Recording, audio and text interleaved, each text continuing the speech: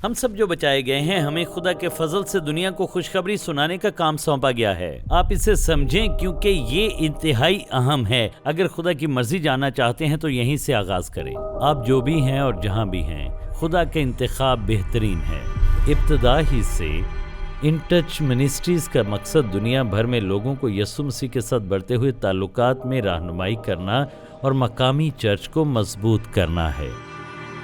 آپ کی وجہ سے ان ٹچ منسٹریز ہر سال زیادہ لوگوں تک پہنچتی ہے، نجات کی خوشخبری اور کثرت کی زندگی کے وعدے کے ساتھ جو صرف یسوع مسیح میں ملتا ہے۔ ہمارا ٹیلی ویژن اور radio broadcast in touch devotional, ہماری ویب سائٹ اور میسنجر لیب کے وسائل دنیا بھر کے لاکھوں لوگوں پر اثر انداز ہو رہے ہیں۔ 2022 میں خدا کے ساتھ وفاداری کا جشن منانے کے 45 سال ہو رہے ہیں، جبکہ ہم دنیا بھر کے لوگوں کو یسوع مسیح کے ساتھ بڑھتے ہوئے تعلقات کی طرف لے جا رہے ہیں۔ ان ٹچ کمیونٹی کے حصے کے طور پر ہم امید کرتے ہیں کہ آپ ہمارے ساتھ شامل ہوں گے، کیونکہ ہم اپنی روزمرہ کی زندگیوں میں خدا کے کام کا احترام کرتے ہیں، کل، آج اور ابد تک۔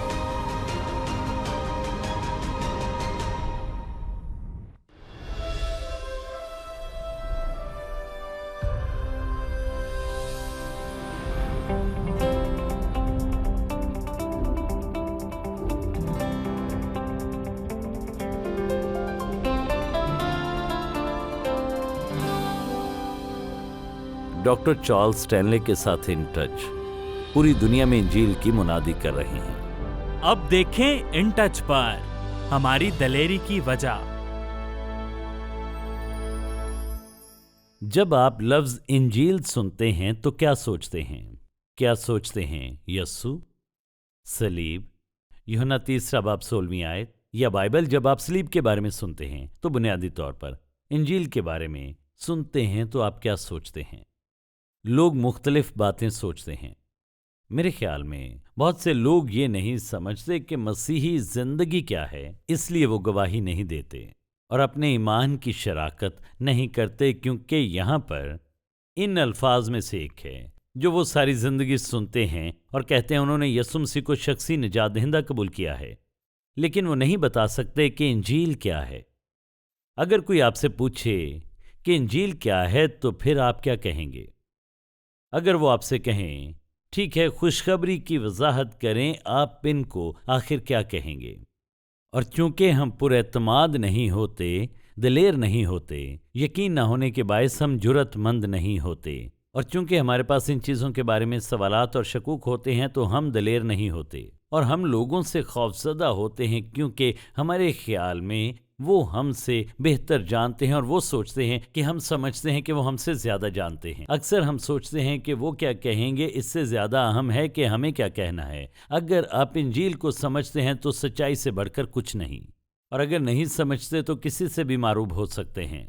تو آپ اس پر غور کریں کہ آخر خوشخبری کیا ہے، اور حقیقت یہ ہے کہ دلیری، اعتماد وہ ہے جس کی ہر ایماندار کو ہر روز کی طرح اس دن اور وقت میں بھی ضرورت ہے، کیونکہ ہم بہت زیادہ اہم کانہ باتوں، فلسفوں اور نظریات کا سامنا کرتے ہیں جو کلام کے مطابق نہیں ہوتے۔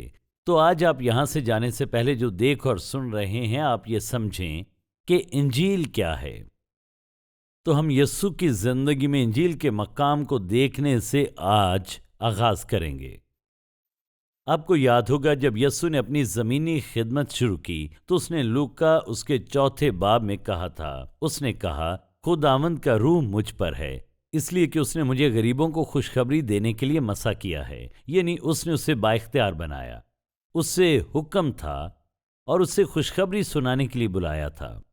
یقیناً یسوع نے گلیل کے شہروں اور قصبوں اور دیگر مقامات پر جانا، خوشخبری دینا اور تعلیم دینا شروع کیا، اور جہاں بھی وہ گیا خدا کی بادشاہی اور خدا کی بادشاہی کی خوشخبری کے بارے میں بات کرتا رہا۔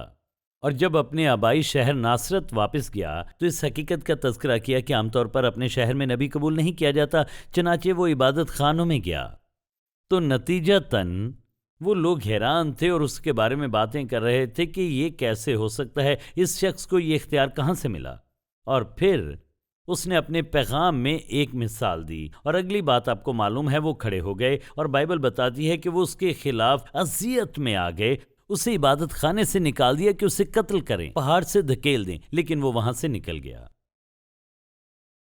انجیل کے لوگوں پر مختلف اثرات ہیں، اور پھر یقیناً یسوع نے شاگردوں سے خوشخبری کے بارے میں بات کرنے میں وقت صرف کیا، انہیں سمجھاتے ہوئے کہ لوگوں کو انہیں کیسے سمجھانا ہے۔ اس نے انہیں شاگرد بنانے کے لیے باہر بھیجا۔ مثال کے طور پر مرکز 16 باب میں اس نے کہا، تم تمام دنیا میں جا کر ساری خلق کے سامنے انجیل کی منادی کرو، یعنی تم خوشخبری کے اس پیغام کو پوری دنیا میں پھیلا دو۔ اور اس نے انہیں ایسا کرنے کا حکم دیا اور کہا، جب تک تم خدا کے روح سے معمور نہ ہو جاؤ، یروشلم کے شہر میں ٹھہرے رہنا جب تک تم پر روح القدس نہ آئے، پھر تم تیار ہوگے پوری دنیا کا مقابلہ کرنے کو۔ تو جہاں تک یسوع کا تعلق تھا وہ خوشخبری یہ تھی، لیکن اب اسے پولس رسول تک دیکھتے ہیں۔ پولس رسول کی زندگی میں انجیل کا مقام۔ تو آپ رومیو پہلا باب دیکھیں اور اس حوالے کو غور سے دیکھیں۔ رومیو کی کتاب پوری بائبل کی دراصل تھیولوجی کی کتاب ہے، کیونکہ یہاں پر بہت کچھ موجود ہے۔ اور اسی طرح پولس رومیو کو لکھتا ہے، پہلا باب پہلی آیت دیکھیں وہ کیا کہتا ہے۔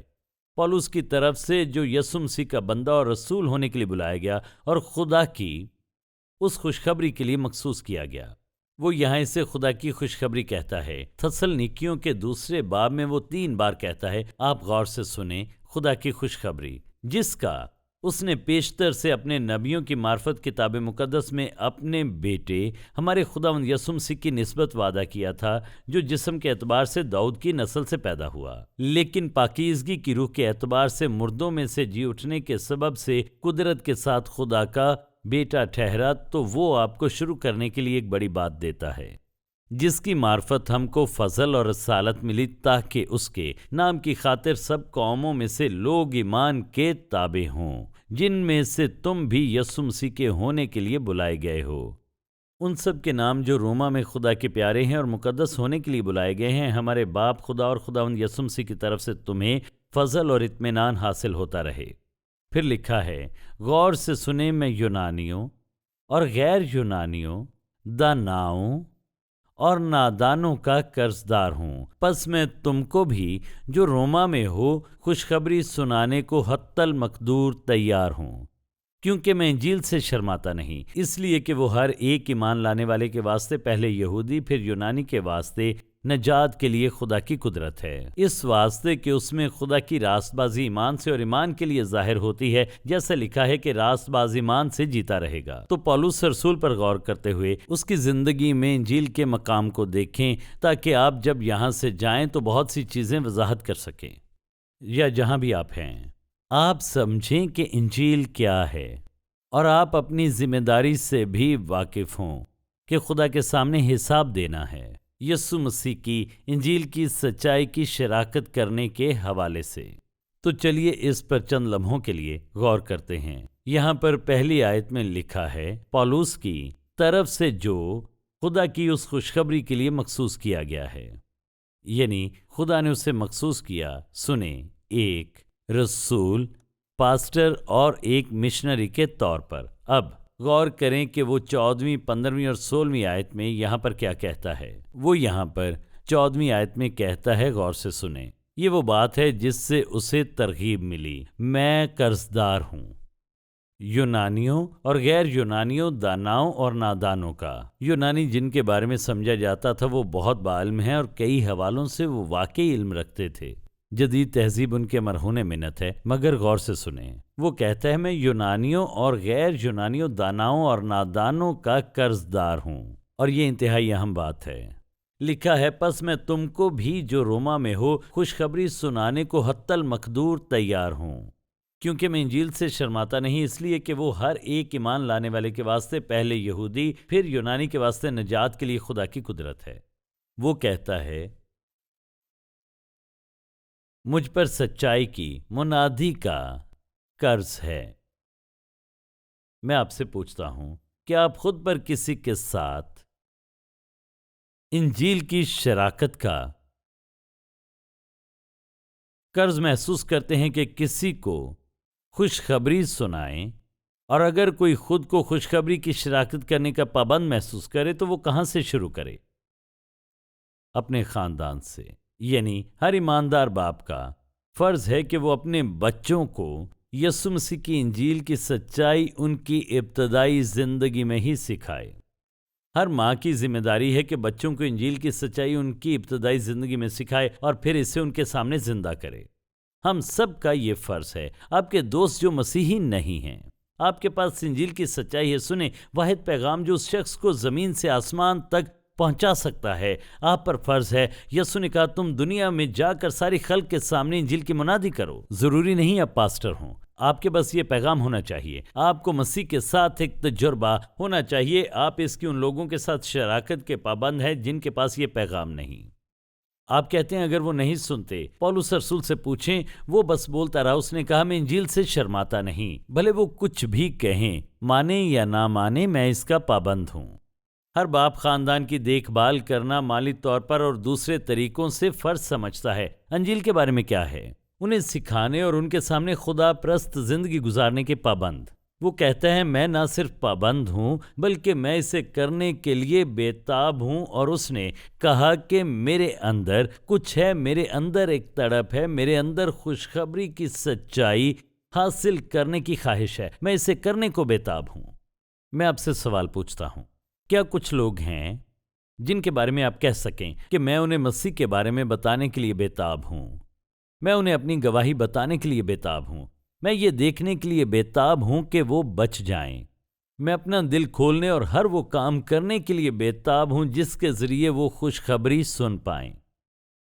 लोग नौकरी के हसूल के लिए बेचैन होते हैं, नई कार के ख्वाहिशमंद होते हैं, शौकीन होते हैं कि अपना घर रखें या नई कार खरीद सकें, वो सही लिबास पहनने के शौकीन होते हैं। मगर क्या हम सबसे अहम चीज़ के बारे में बेताब हैं जो कि यीशु मसीह की इंजील की मुनादी करना है?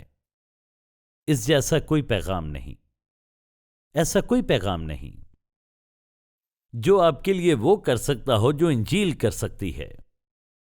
क्या कोई है जिसे आप बताने के लिए बेचैन हैं?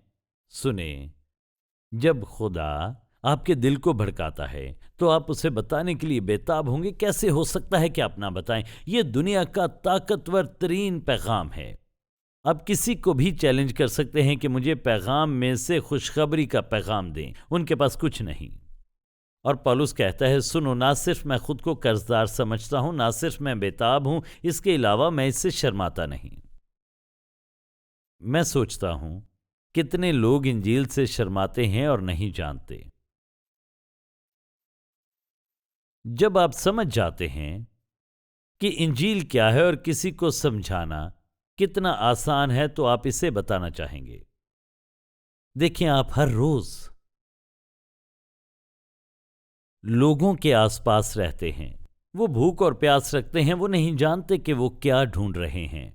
अगर आप चर्च से शुरू करें तो वो कहेंगे, अच्छा चर्च की बात है, चर्च के साथ शुरू ना करें, आप वहां से आगाज करें जहां वो तकलीफ में हैं। ज्यादातर लोग अक्सर तकलीफ में होते हैं। अगर वो सख्त मुतकब्बर अनापरस्त इंसान हैं तो उन्होंने एक खौल चढ़ाया होता है, तो आप इस खौल को देखें, फिर उन लोगों को देखें जो तस्लीम करने को तैयार हैं कि वो तकलीफ में हैं। आप खुदा से कहें, खुदावंद मैं चाहता हूं तू मेरे लिए दरवाज़ा खोल। आप कहते हैं, मैं कैसे जानूंगा वो मेरे लिए दरवाज़ा खोलेगा? गौर करें, जब आप उससे बताने के लिए बेताब होंगे तो वो दरवाज़ा खोलेगा और फौरन पता चल जाएगा कि ये मेरे लिए एक मौका है। आप कहते हैं, फ़र्ज़ करें वो कुछ कहते हैं तो इससे कोई फ़र्क नहीं पड़ता। जब आप किसी में हकीकी दिलचस्पी का इजहार दिखाते हैं तो वो नीचा दिखाएगा, और अगर वो गुनाह में रहते हैं तो आपकी मौजूदगी उनके लिए हकीकी रुकावट हो सकती है, क्योंकि वो जानते हैं कि आप खुदा प्रस्त जिंदगी गुजारते हैं और वो नहीं गुजारते तो वो आपसे बात नहीं करेंगे।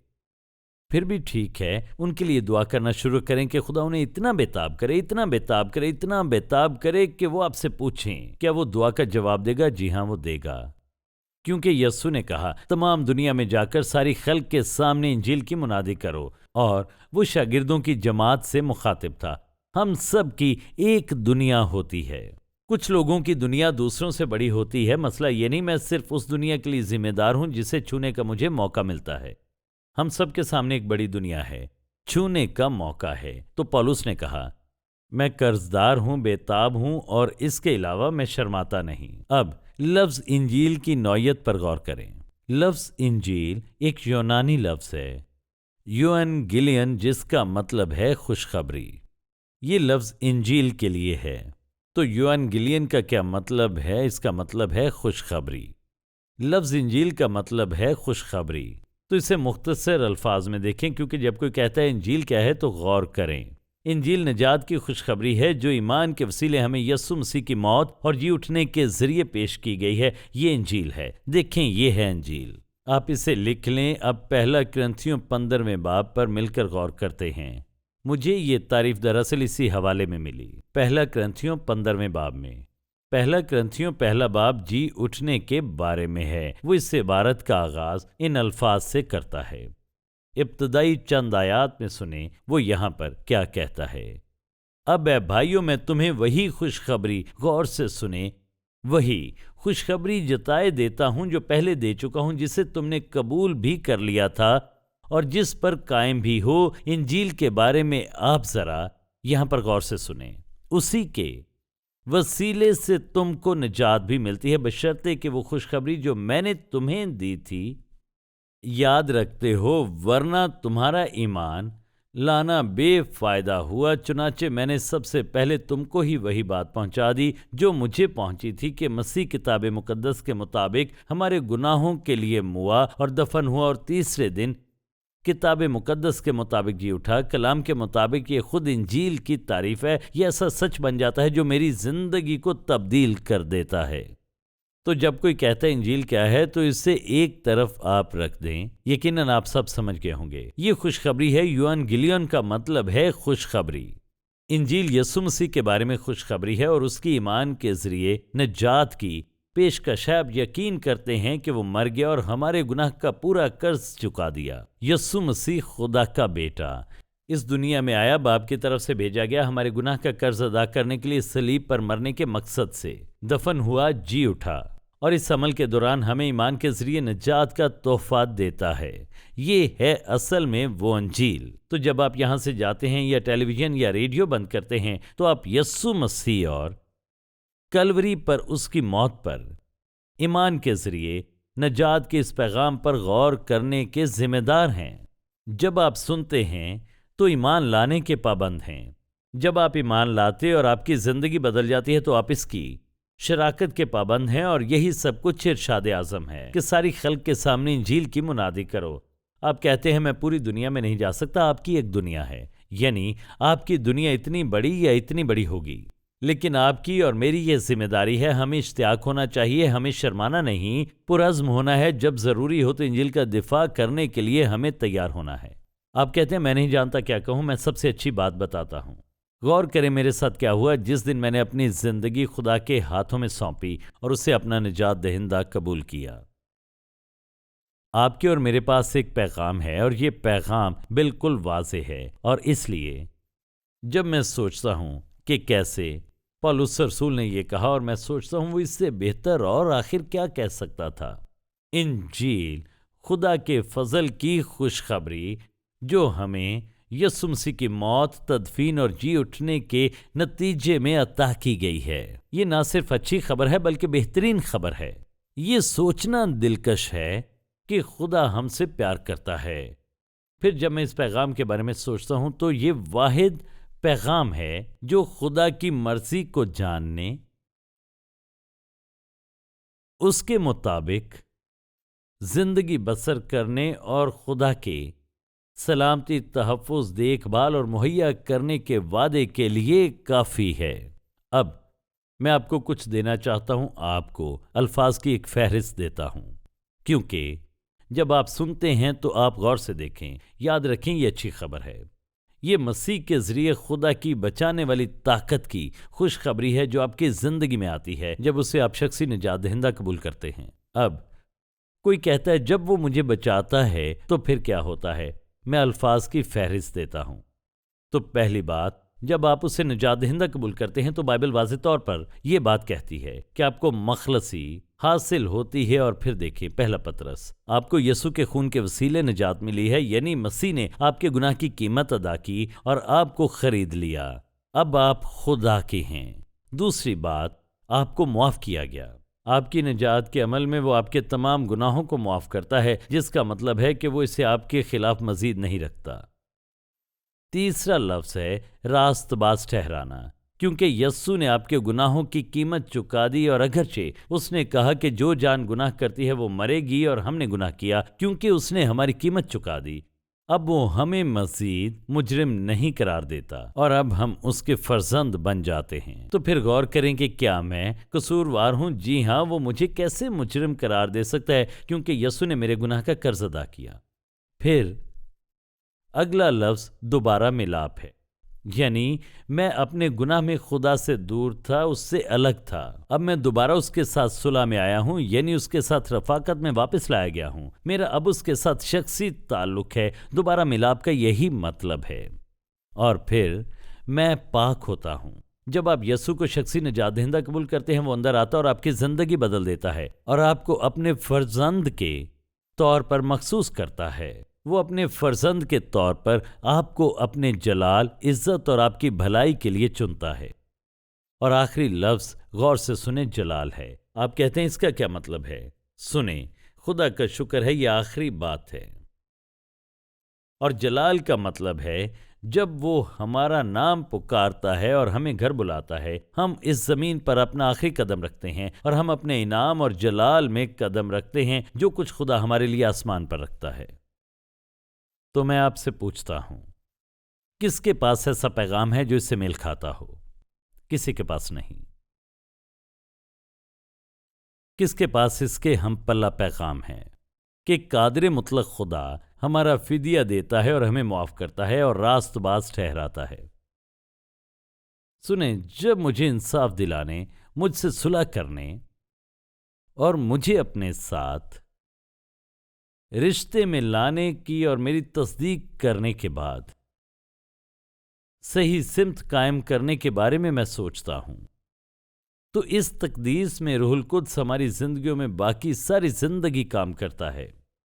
یہ یسوع مسیح کی انجیل ہے۔ تو میں آپ سے پوچھتا ہوں،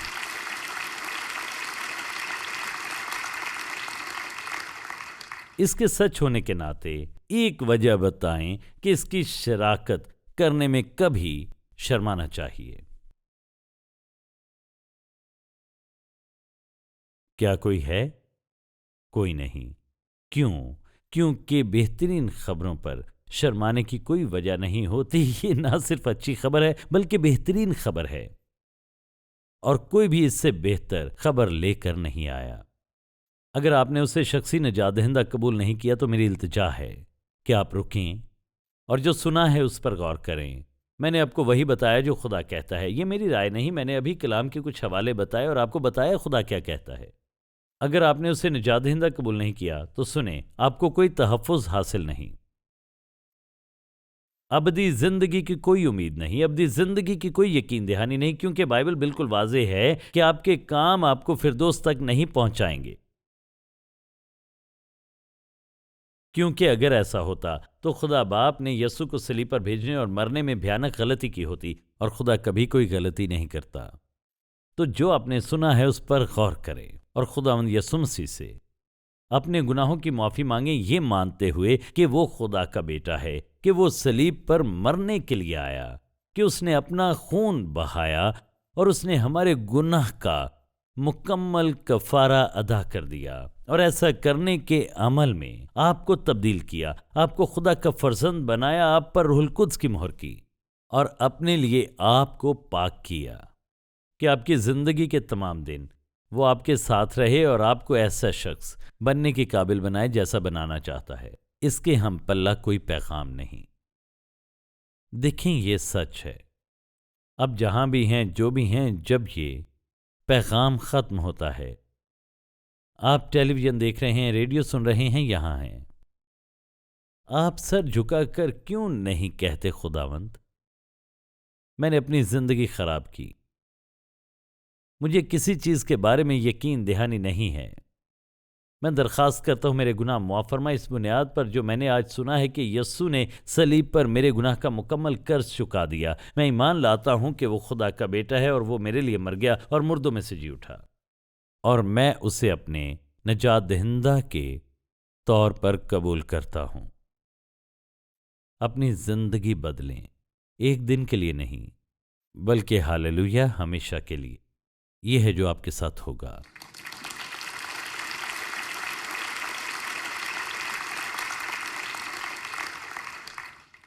فرض کریں آپ نجات یافتہ ہیں اور طویل عرصے سے مسیحی ہیں۔